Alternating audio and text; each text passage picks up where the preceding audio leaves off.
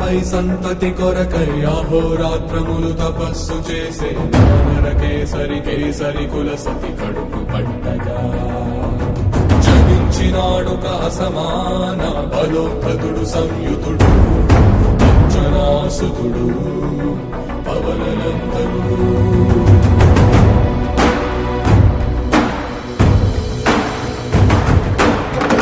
కిరణముల ఉదయాత్మి గని అది పండిన తీయని పంటను పడు సూర్యమండలము పండితి గానని వీళ్ళుడే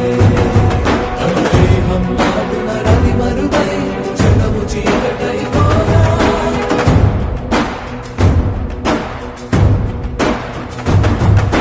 అది అమరేంద్రుడు గమనించి తన ఐరావతమది ఓడించి